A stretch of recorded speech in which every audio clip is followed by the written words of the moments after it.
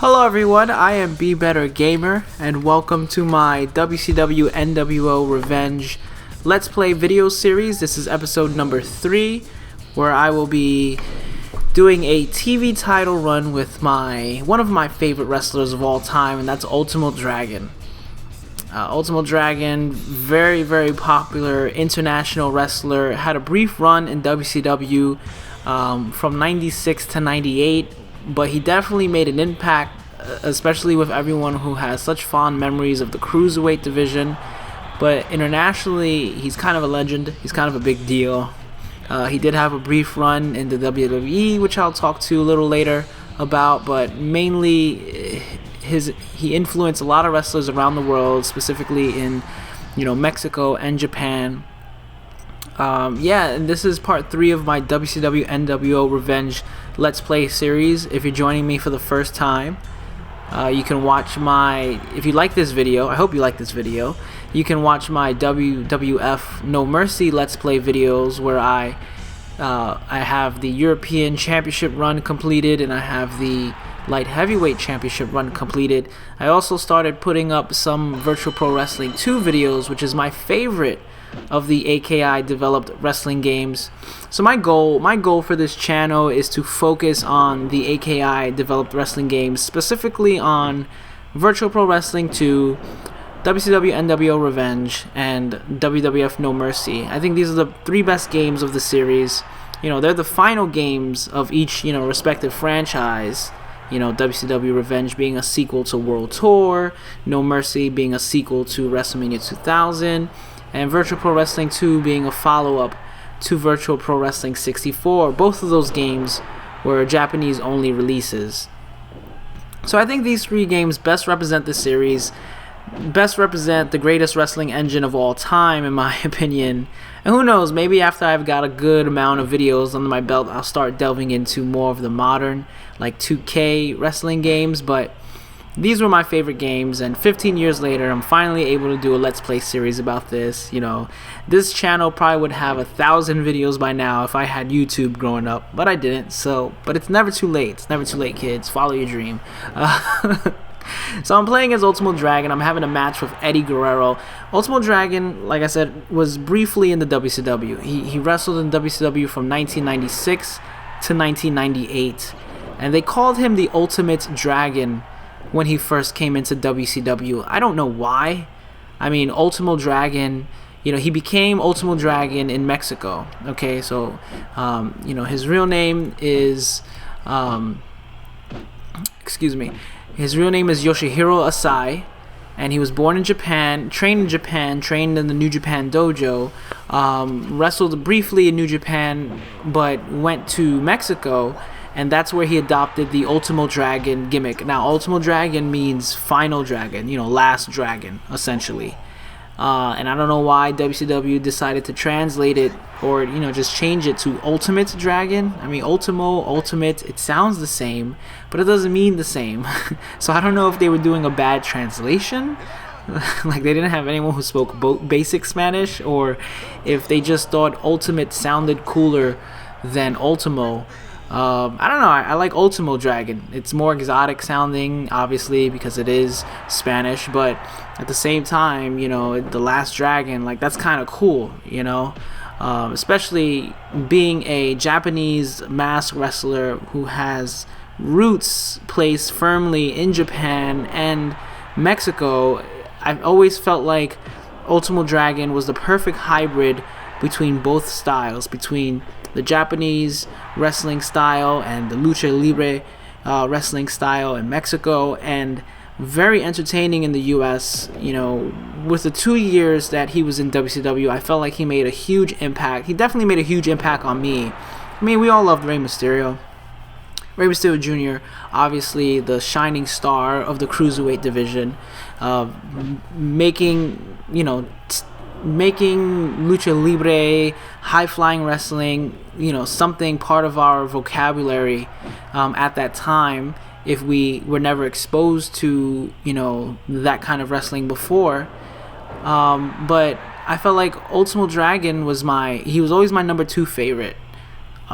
because there was just something about his style that I loved. It was this perfect blend. He can do so many things at any given time. He could do all these like fast, quick strikes and kicks and chops and jumping, back spinning kicks.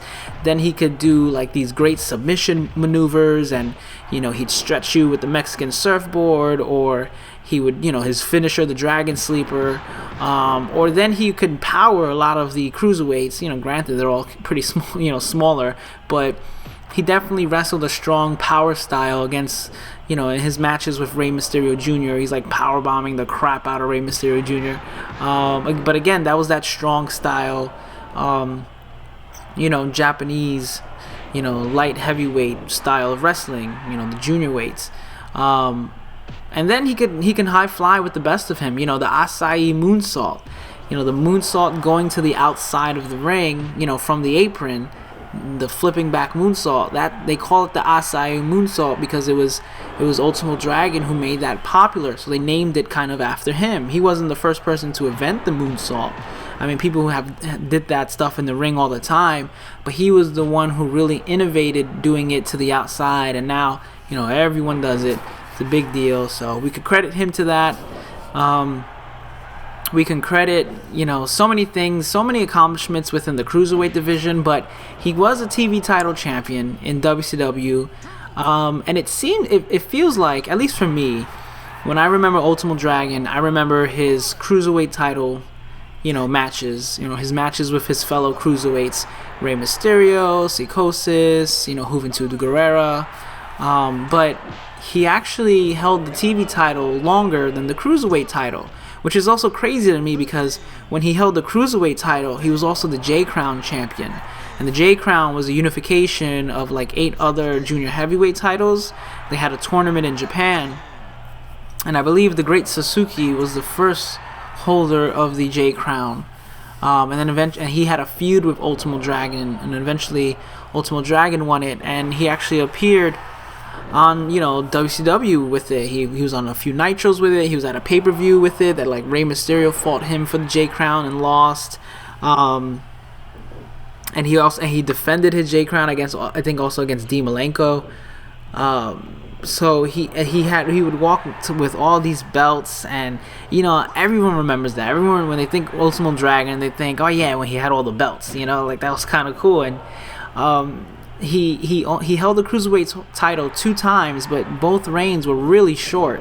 Altogether, he held the Cruiserweight title for 31 days.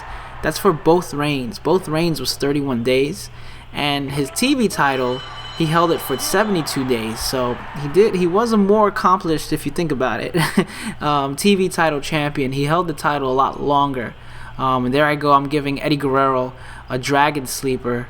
Actually, Eddie Guerrero was the last person that Ultimo Dragon wrestled at a WCW pay-per-view, Slamboree in 1998. In May 1998, Eddie Guerrero and Ultimo Dragon went at it. Eddie Guerrero actually won. He would defeat Ultimo Dragon. So one of the last pay-per-views. I don't know if it was the last pay-per-view. It might not have been, actually, now that I think about it. Maybe there was like another pay-per-view or 2 after that, because he started out in WCW in 1996, and he left WCW around the end of 1998 because he had an arm injury where when he went in for surgery, the doctor messed it up. I think the story goes like the doctor operated on the wrong arm or something like that. I don't know, something weird. He botched the surgery so much so that Ultimo Dragon retired briefly. And he announced his retirement at the end of 98. And I was so shocked when I heard about that. I remember reading about that like in an issue of PWI magazine, and being completely shocked that Ultimo Dragon, he was new to me. He was completely new to me, and here he is retiring. I was like, why is he retiring? Like, how old is this guy? He actually was 30 when he appeared in WCW. He made his professional wrestling debut in 1986, I believe. Nope, I could be getting that wrong. Let me just double check. When did he make his debut? Yep, 1987. He made his professional wrestling debut in New Japan. So there he is. So he was about 30 years old when he came to WCW. But still, that's a very young age to retire as a wrestler due to an arm injury. But he would open up his own wrestling promotion, Toryumon, which is now called Dragon Gate in Japan. And he'd do that for a little bit before returning to wrestling in around 2003. And then returning and then coming to the WWE in 2003 to 2004. I don't like what WWE did with him, or all the cruiserweights for that matter. Quote unquote cruiserweights. I don't think it's right to pigeonhole a wrestler based on their size. I understand a lot of wrestlers can't get over due to their size. That's I'm not going to want to see Psychosis against Kevin Nash, but at the same time, Rey Mysterio Jr., I would love to see him against Kevin Nash, which happened briefly in WCW, very briefly. Some guys had that. Some guys had the ability to elevate themselves beyond their size. Eddie Guerrero, Dean Malenko, Chris Jericho. I even felt Ultimo Dragon. Ultimo Dragon could have been a top-level competitor because of his style. He had such a that strong style mixed with the lucha libre style was a perfect combination. And if they just stopped relegating every Japanese wrestler who came into the promotion as this he's the Japanese wrestler, he's from Japan, he doesn't speak English, and let's make fun of the Japanese. Meanwhile in Japan the wrestling's like nine times out of 10 better than what you see at WWE. But I don't know, maybe it's their way to keep American audiences from thinking that Japanese wrestling is any good. Because when I started getting into Japanese wrestling, and Ultimo Dragon was definitely one of the wrestlers that helped expose me to Japanese wrestling because I was such a fan of him. I was like, well, where is he from? He's from Japan? Okay, wait, what is this Super J Cup? What is this IWGP Junior Heavyweight title you speak of? So Ultimo Dragon was kind of my gateway drug, if you will, to seeing the Ligers and the Otanis, and discovering a plethora of junior heavyweight Japanese wrestling, and then reading up on heavyweight Japanese wrestling, and then realizing, holy crap, this wrestling is way better than what I'm watching now. So, for some reason, when those Japanese guys come over here, they never work out. Because, especially when they go to the WWE, they just become a joke. They become a gimmick, and not a lot of them are allowed to do what got them popular in Japan. Because wrestling is wrestling wherever you go. And if a guy is popular in one place, that doesn't mean necessarily he's going to be popular in another place. I mean, you could look at so many examples of guys who used to run the territories, and then when they got the chance to shine in WCW or WWF, that didn't just translate because it just somehow, for some reason, they were only popular in one part of the territory, but just couldn't get over anywhere else. But at the same time, if you don't give that wrestler a chance to do what he's probably great at, then you'll never know. You'll never find out. And that's what kind of worried me about Kenta being signed to the WWE, because it's like, Kenta's a big deal. Kenta's one of the biggest stars over in Japan, and so many of the modern indie graduated wrestlers, if you will, were influenced by Kenta. And Kenta himself was trained by Kenta Kobashi and a lot of other great Japanese wrestlers. So this is a guy who is the most successful wrestler in Japan, and they're bringing him over. And I was shocked. I was like, wait, first of all, why is WWE even interested in bringing one of the top Japanese talents? Because they can get any Japanese wrestler. He's just going to become a joke, right? He's just going to be a goofy Japanese wrestler. But then B, why would Kenta say yes to it? Hasn't he seen what happened to any other Japanese wrestler who came to the WWE? But obviously Triple H with NXT. He's been doing things a lot differently down there. So right now it's okay, it's cool. Kenta's coming out, he's wrestling, he's so over with the fans because, that's a smart fan kind of wrestling crowd, so they know who he is going into it. It would be interesting to see how that translates to when he goes to like a Raw. You know what I mean? Like, people who might not know of his great matches that he had in Japan and his legacy in Japan, all they know is Kenta the person. It's like, okay, well how do you perform now in front of an audience who doesn't know who you are, who has a history of just being, given Japanese wrestlers as jokes? How do you turn that around? So it's going to be really interesting to see what they do with Kenta.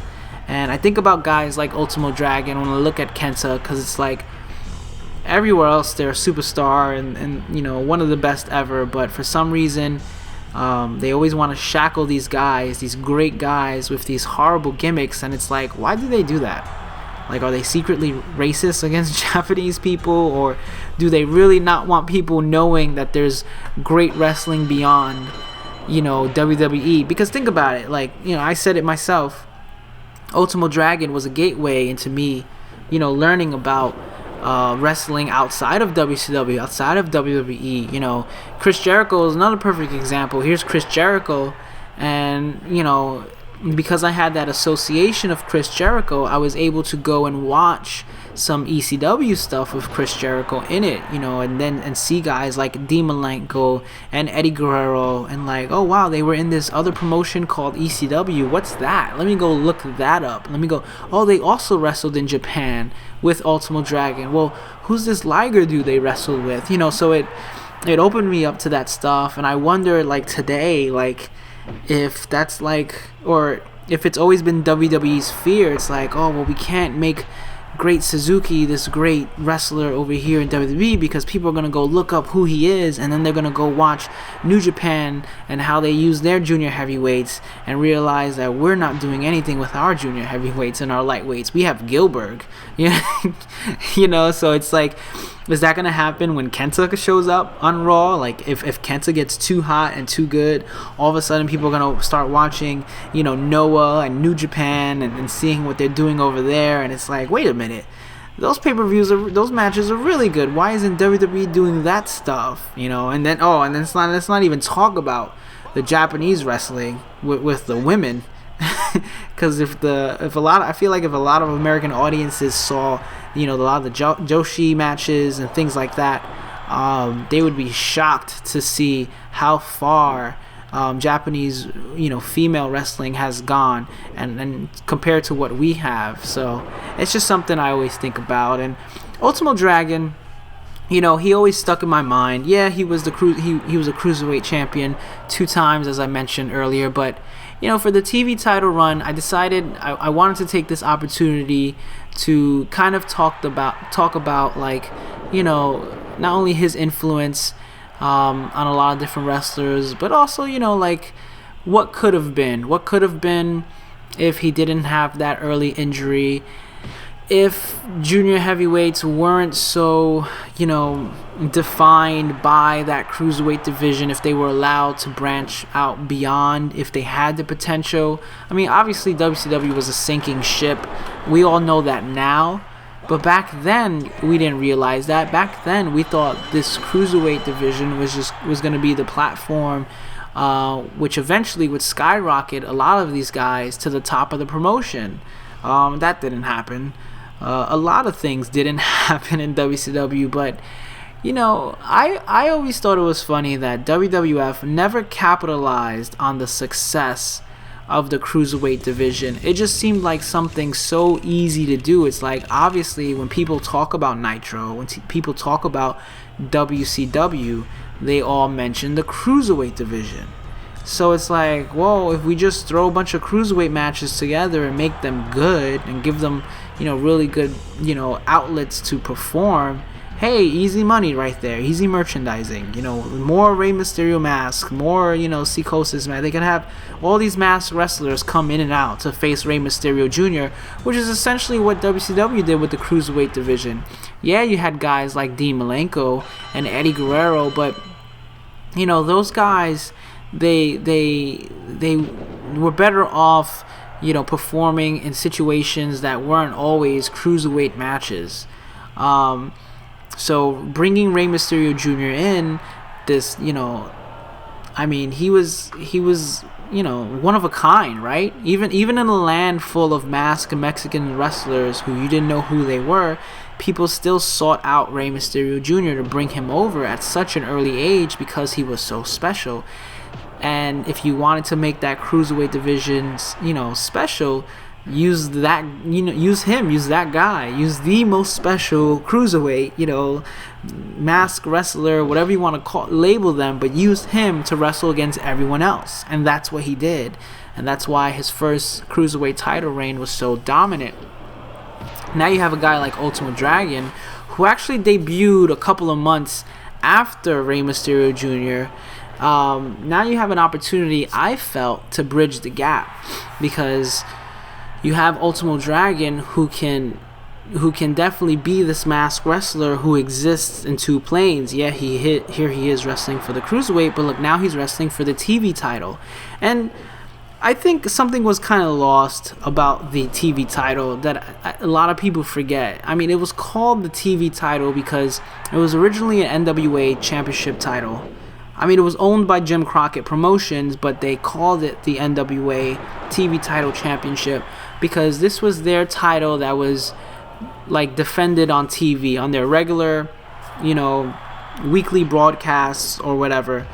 They would always try to have a TV title match, and there was a certain, rule set for that. It was always defended on TV. Never defended, on a house show, allegedly. But I think they did. I think they still defended it on, house shows. But it was always to a 15-minute match. That was the time limit. So they gave every TV title championship match 15 minutes because it was for TV, So it was like, you're not just a champion because you're beating other people and you're better than them, but you're doing it in under 15 minutes. Or at least that 15 minutes gives you an opportunity to not lose it if you go to a 15-minute draw, and then, hey, guess what, next week you're going to have a rematch because the week before the TV title only went for 15 minutes. And it was a stepping stone to other titles, other secondary titles that had more weight and more prestige around them that people would get to before they were groomed for maybe the world title. So that was the roots of the TV title. Nitro era circa, 96, 97, they kind of went away from that with the TV title. TV title became kind of this secondary belt, but, you saw it defended on pay-per-views. Yeah, you saw it defended on Nitro, but, the US heavyweight title was being used a lot for storylines. The world title was being used a lot. So it was just a thing of too many titles, and since you saw the other titles, all the time, then what then makes the TV title unique? If I were running a wrestling promotion, which I never will, but in my eyes, I think there is a place for a TV championship. I think you want to make your secondary title and your world title very unique, and the people who hold them very established, favored good guys or bad guys, whatever have you. But the TV title should be that outlet. Well, I want to see a championship match where maybe the stakes don't have to be so high. It doesn't have to be the culmination of a year-long feud where, a guy is lurking, in the shadows for a year. He doesn't speak, and the other guy is a coward and not defending his title or cheating to win all the time. And then finally, a year later, they fight for that big, glorious, title of the company. Hint, hint, what angle am I referring to? You could check one of my earlier Let's Plays. But, sometimes you just want that outlet to watch a championship match where two guys are really going at it because there is something on the line. It's bragging rights. The TV title championship is bragging rights for a brief moment that doesn't have to be, grouped in together with intricate storylines. So if I was running a promotion, I would bring the TV title back. You know, I would bring. I think Ring of Honor does a TV title. A few promotions still have a TV title championship, because I do think there is a place for a TV title championship, especially if you want to make your, you know, major secondary title and also, you know, your number one title important. It's good to have something else that other people can fight about, that it doesn't have to be so complicated. You know, a title that's defended every week. Every week you have a title defense, and it's 15 minutes. You know, win, lose, draw, and then next week, you know, you'll get another title defense. Like, I think that's pretty cool, because even on some, you know, nights, you can take a break and make the TV. If a TV title feud is going really good, like if guys are going back and forth for the TV title, or someone's had a TV title for a pretty long reign, you can start main eventing your weekly episodes with a TV title run, just so to break up the space between having to feel like you always got to include the world title or your secondary title in the picture. So, and of course, in my perfect world, Ultimo Dragon would have brought that back, that whole TV title champion back, that he could be someone who takes on a challenger of all sizes and shapes. I mean, this is a match we never got. We never got Meng against Ultimo Dragon. I don't know what a match between Meng and Ultimo Dragon would look like. In this game, he dominates me pretty well. But yeah, it's just something like that. I think a TV title is something that probably should extend beyond class, you know, weight class, and should be a bridge between different styles. So yeah, so Ultimo Dragon being the TV title champion was an opportunity for him to go beyond his cruiserweight matches and really show his, you know, strong style and training. He first won the TV title against Prince Iaukea on April 7th, 1997, on an episode of Nitro. He would lose it to Lord Steven Regal on May 18th, 1997. And I have to believe their matches where they went back and forth for the TV title, because then Ultimo Dragon would beat him on July 22nd, 1997. Those two matches, I feel like, got them both included into the WCW versus nWo World Tour game. Because I was really surprised when they were in that game. Because, again, Ultimo Dragon was my favorite. But, you know, to have him in there, like, of course you're going to have Rey Mysterio Jr. in there, but they also had Ultimo Dragon. Like, that's crazy cool to me, you know. They didn't really have any other cruiserweights beyond that, you know, or masked cruiserweights, I should say. Because technically, you know, they had Dean Malenko and Eddie Guerrero and Benoit, but you gotta have Dean Malenko, Eddie Guerrero, and Benoit. So yeah, and William Regal was in that, Lord Steven Regal, and he actually didn't stay with the company too much longer after that. He left. So, but I think their feuds over the TV title championship, because they had some great matches for the TV title, and again, it was this great mix of, you know, that British style against that Japanese / you know, Mexican wrestling style. So you had three styles of wrestling all in, you know, one match when those two went at it, and it was great to see. So yeah, that was Ultimo Dragon's first title run. He would eventually lose it to Alex Wright on August 21st, 1997 at Clash of the Champions, and that's it. That was his TV title run. So 72 days. You know, pretty spectacular. You can relive his Alex Wright Ultimo Dragon, you know, championship match from Clash of the Champions. That's the outfit I went with. I went with his you know, green dragon type outfit that when he lost the belt to Alex Wright. And that's another thing too I loved about Ultimo Dragon. Actually, when I was recording this video last night, so something weird happened. I started a Ultimo Dragon TV title run because I was like, you know, I just spent like a whole hour and a half the previous night playing as Macho Man, and even though I love Macho Man, playing as Macho Man is not that fun. Let me play as someone I have fun playing as. So I always come back to Ultimo Dragon. He was always my favorite wrestler to play as in this game back then. Whenever I would have matches with my friends, I would always choose Ultimo Dragon. They'd be like, really? You're going to choose Ultimo Dragon? Okay, I'm gonna choose the Giant. I was like, alright, go choose the Giant. You're going to lose. I'm gonna do a running Liger Bomb on the Giant. and I would win.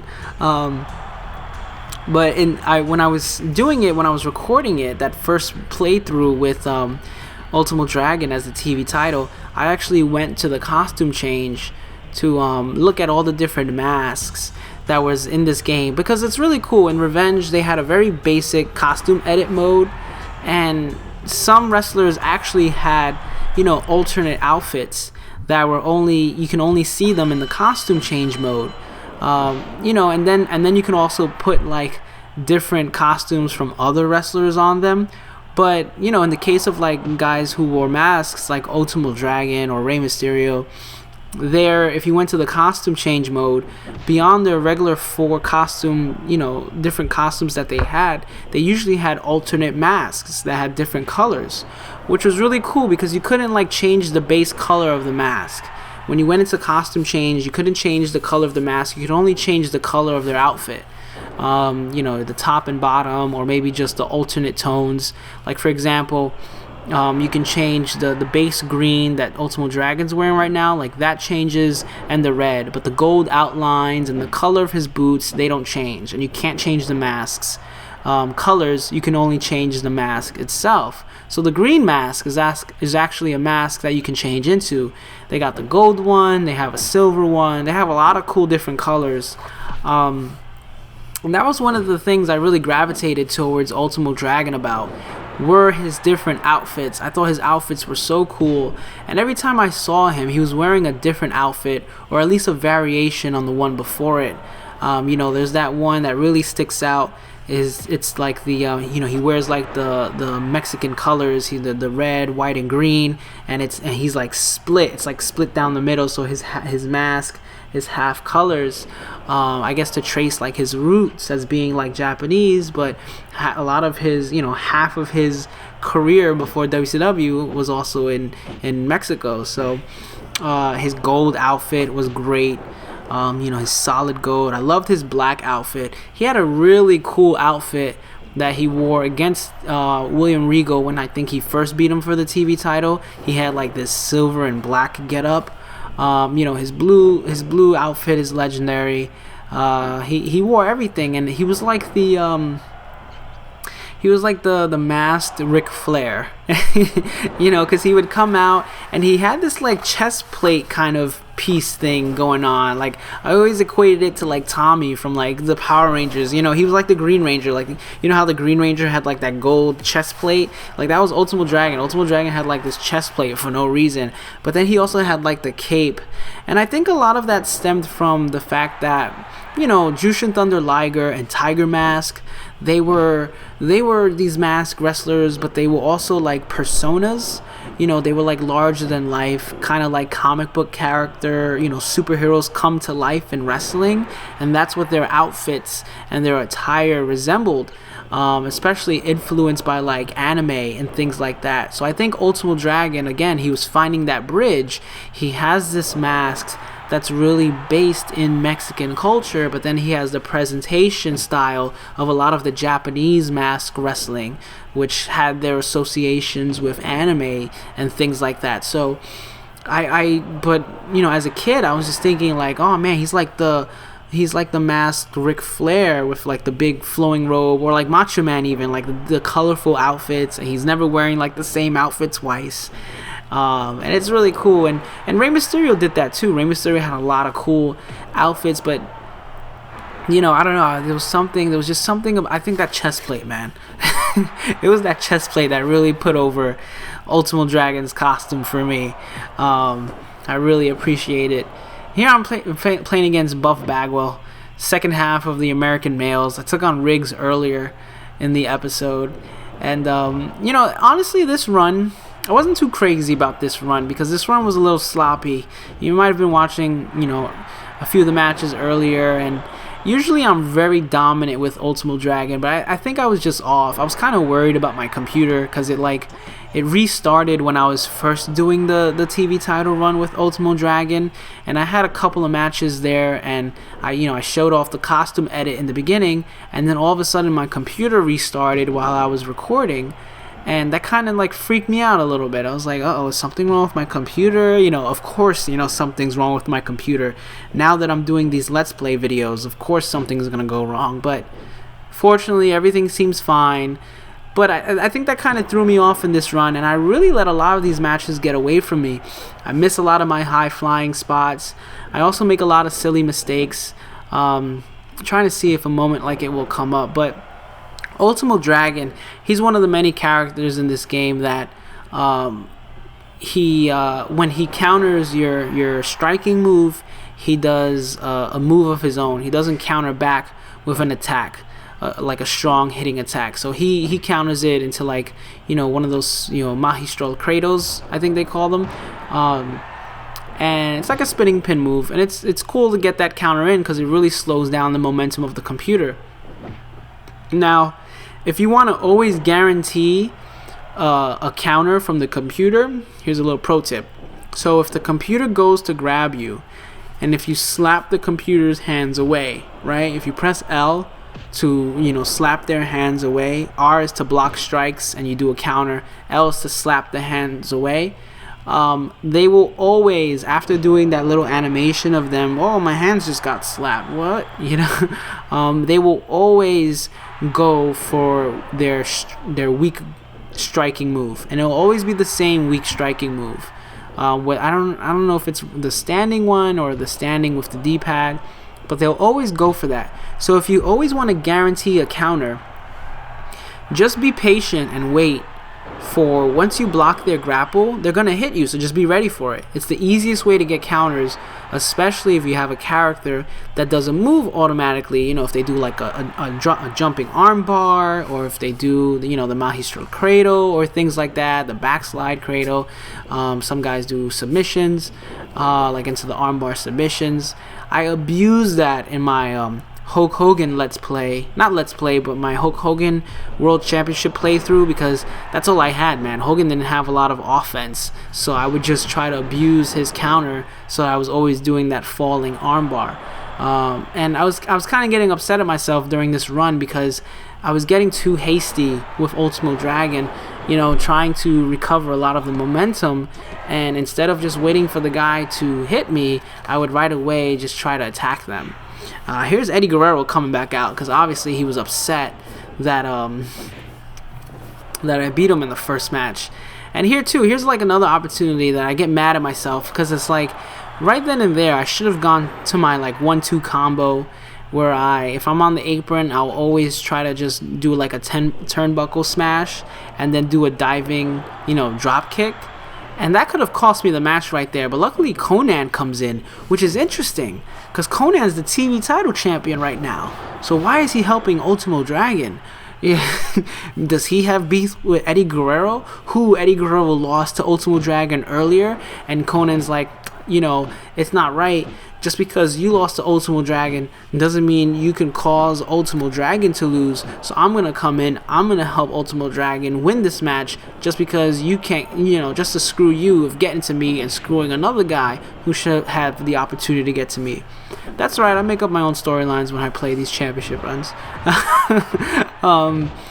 But yeah, I think it's always interesting who comes in for the run-in, because you can never truly predict it. At first it seems like, okay, you know, Eddie Guerrero's making a run-in. Alright, I guess that makes sense. I mean, I did fight him earlier in the match, so maybe the computer, you know, maybe the logic is they send in someone earlier in the match to mess you up.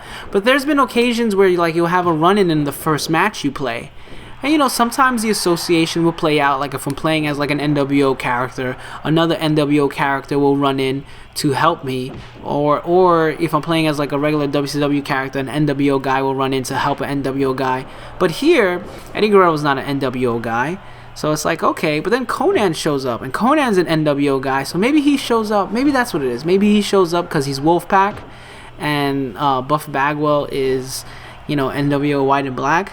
I don't know, I never understood the interferences. I also don't understand why interference is on automatically for the TV title run, and it's also not on for all of them. I think I think it's on for the TV title, the Cruiserweight, but it's not on for the US Heavyweight. I don't think there's any run-ins during the US Heavyweight, but I think there's run-ins during the World. I could be wrong, but I gotta double check that, because I know there's one title run where interferences don't happen.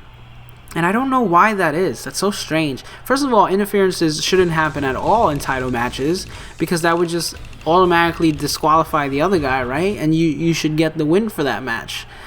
So I guess it's just another way for the designers to add some sort of challenge.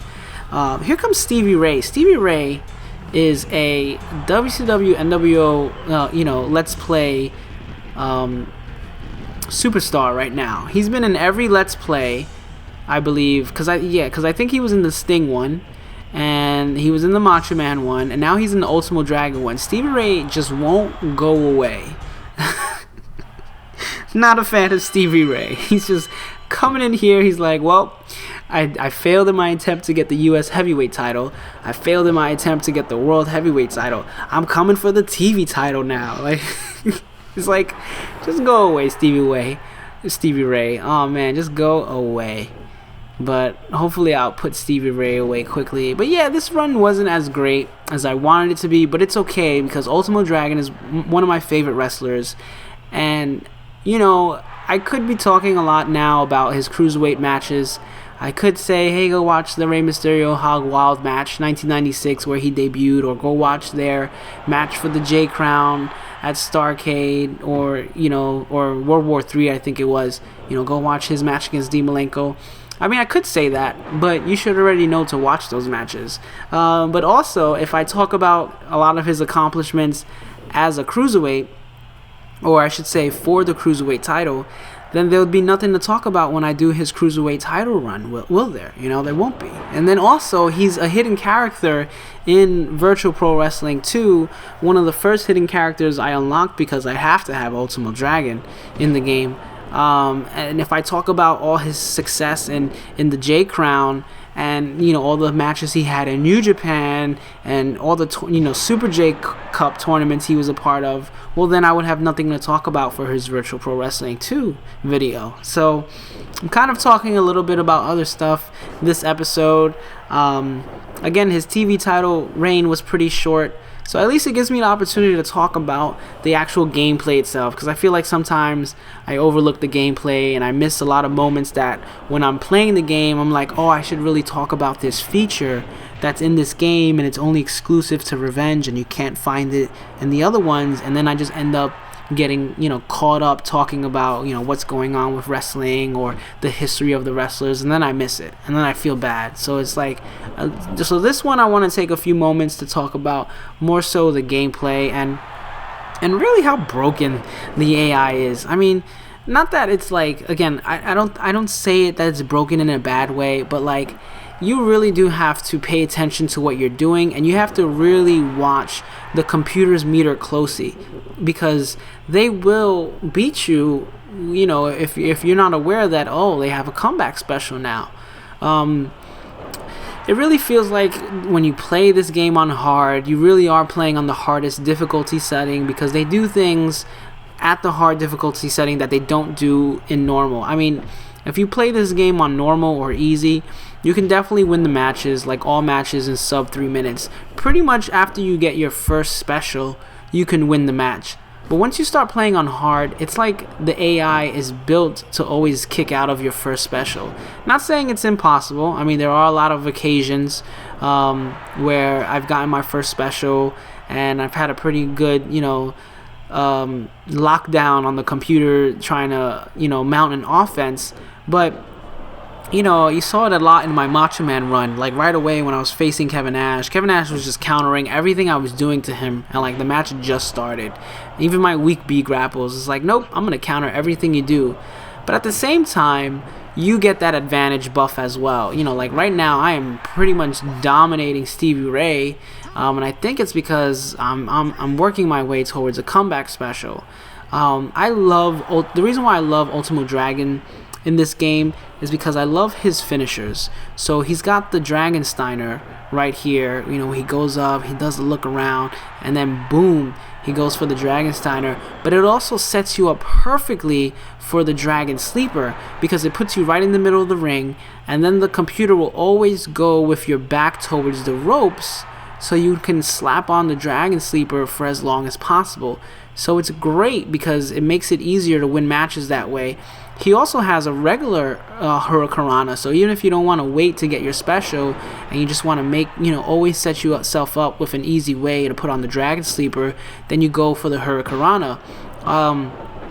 I'm surprised he actually didn't tap in that last attempt because he was holding his head before that. I guess I just hadn't been slapping it on him enough. He also does the Mexican surfboard, which the Mexican surfboard also helps, in terms of using that or the Dragon Sleeper to really wear down his, head damage so that you can make him tap easily. But now Stevie Ray is getting a comeback special. So now, I had my special. I made my attempt to finish him off with it, and I didn't. So now he's going to have his comeback special. And this is kind of like a hidden mechanic in the games since World Tour. I mean, even in No Mercy, it's there.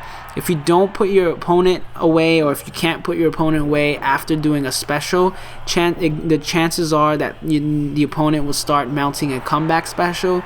And that's why I love playing as someone like Ultimo Dragon, because even if my opponent is mounting an offense with a comeback special, I have that Dragon Sleeper, and I don't feel bad about abusing the Dragon Sleeper because it's his finisher. He would go for it. He would win it all the time with matches.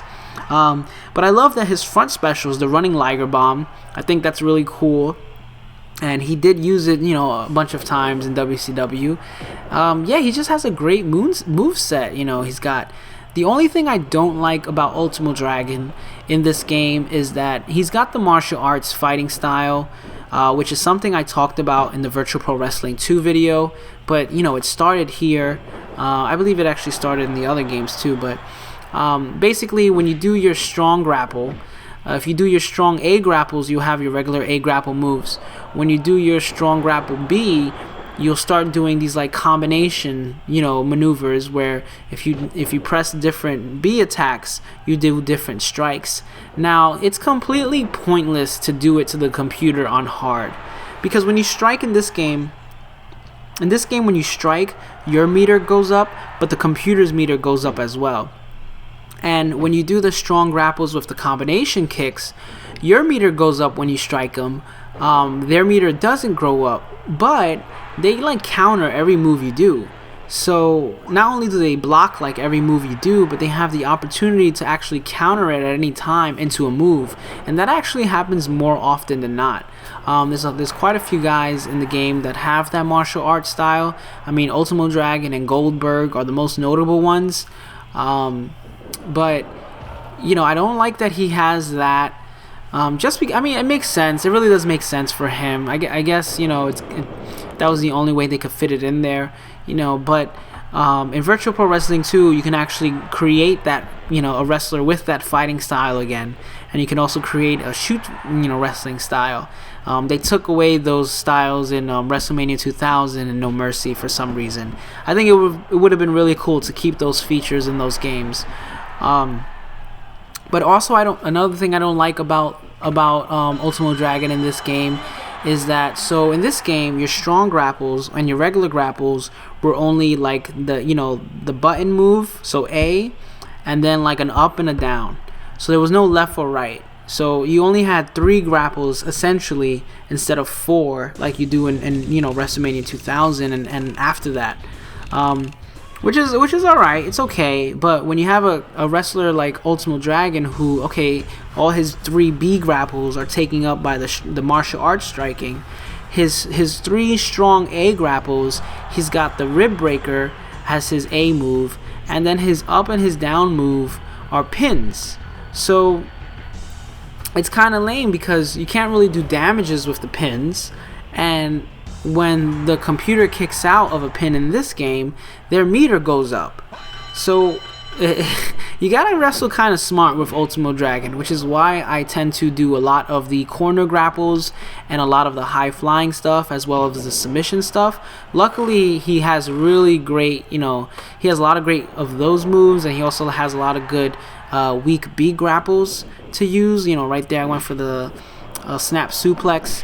You know, I love his jumping, spinning back kick. You know, he's got the regular drop kick as coverage. His flying attacks are really cool. So he's got a lot of other stuff that make him, in my opinion, one of the better wrestlers in this game to play as. It's a lot of fun to play as him. And here I go. I'm playing against Reese. Man, I did not care for Reese. But this is a matchup you never saw, really. You never saw Reese against Ultimo Dragon. And I don't know. I think about it all the time. I think about, like, if I were running a wrestling promotion, would I do a cruiserweight or junior heavyweight division? And a part of me says yes, because I have such fond memories of the cruiserweight division. I always loved the junior heavyweight division in New Japan, and a lot of my favorite wrestlers would fall under that category. On the flip side, it's like, well, I don't want to pigeonhole those guys like, WWE and WCW did. I don't want to just make them junior heavyweights. And, New Japan even has a lot of guys who wrestled in the junior heavyweight division and they made the transition to the heavyweight division, but not as often as it would seem.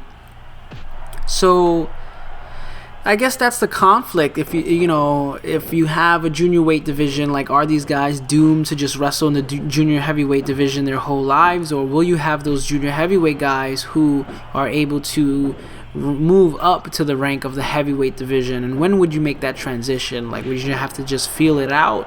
Can you force a guy? Can you take a guy from the junior heavyweight division and just automatically try to make him a contender for the world heavyweight title? Or is it something that you kind of have to wait and see if the fans respond to it or react to it? And I think that's always been the struggle with having a junior heavyweight division. But I don't know. I also feel like if I was running a promotion, I would lean towards having a junior heavyweight division, because you look at other sports, look at where there are different weight classes. I mean, we're getting Pacquiao against Mayweather, okay? Years and years of when was this match going to happen? And it's finally happening. And they're not heavyweights.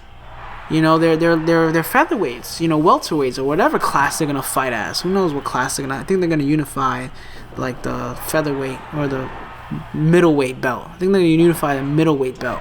Boxing's so weird. They have, like, the featherweight, the junior heavyweight, the lightweight, the featherweight, the bantamweight, or whatever.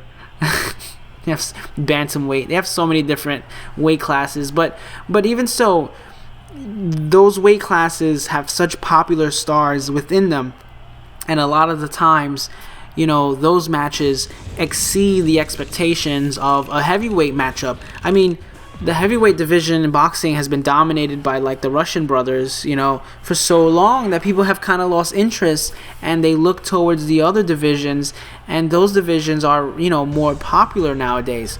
Same thing with MMA. MMA, you look at the heavyweight, or at least, what people tell me from MMA, but what I get this sense that a lot of the heavyweight, UFC matches and MMA matches, it's really, the heavyweight fighters are more of, like, the physical smash mouth, just beat the hell out of the other guy kind of matches, where the lower weight classes are more of the technical. You see a variation of different styles. You see a lot more submissions being done, a lot more ground wrestling being done, and I think, and there's a lot of MMA fighters in those weight classes that are as popular, if not more popular, than a lot of heavyweight fighters. So I guess that's the argument I would take if I was running a promotion. I would have a promotion where you would have two different weight class titles. You would have a junior heavyweight and a regular heavyweight title, just so that you could build stars within the weight class, because maybe Ultimo Dragon isn't gonna one day wrestle The Rock. You know what I mean? Like, that matchup is never gonna happen. So, but Ultimo Dragon could be a main event star for his junior heavyweight division. You know what I mean? I look at a lot of the younger guys coming up from NXT, guys like, Adrian Neville, and Finn Balor, aka Prince Devitt. Prince Devitt, huge superstar in New Japan, but for the IWGP Junior Heavyweight title. Adrian Neville, I mean, if you look at a picture of him, you're like, oh, this guy is really, he's in really good shape. Look how fit he is. And then he walks out to the ring, and it's like, whoa, how tall is he? You know what I mean? Like, not as a knock to Adrian Neville. I love Adrian Neville, but, you gotta have these guys in a position where they can look as good as they are because they're wrestling guys of their size. So what happens when you have Adrian Neville go up against a guy like, John Cena or something like that? Not only is it a different mixture of styles, but also a different, mixture of sizes. So it's just something I think about too. I think about maybe that's why the Cruiserweight division didn't last as long as it did, because they didn't want to run into those problems. They wanted to give guys the freedom to expand beyond it. But I don't know, it's like maybe, sometimes I think those guys are just going to blow up because they're going to blow up. So, and look at Ultimo Dragon destroying Konnan for the TV title. I didn't think I was going to win with that moonsault, and I totally did. Destroyed Konnan. I'm sorry, Konnan. It's alright, Konnan's doing good. He doesn't have to worry about it. He's over there with Lucha Underground. So that's something I want to talk about in one of the future episodes. But I'm going to take a little break from WCW nWo Revenge. I'm trying to rotate it every week. I do 3 or 4 episodes of a certain series. So I think I'm going to start doing some No Mercy videos again next week, so I could talk more about WrestleMania. But yeah, this was my Ultimo Dragon TV title run. Again, his TV title run wasn't that, legendary, maybe not as memorable as as his Cruiserweight, but I hope it opens you up to going in and to looking at his TV title defenses, and matches with William Regal and with Alex Wright and with a few other people. Yeah, and if you like this episode, please give a nice like, leave a comment. Let me know what you think. Subscribe so you know when my next video is coming out. And yeah, next week I'm gonna try to focus a lot on WrestleMania 31 videos, so look forward to that. And go watch Ultimo Dragon, go watch his Japanese stuff, because I'm definitely gonna get back to him for some virtual pro wrestling too. So thanks again for watching, guys, and I'll see you next time.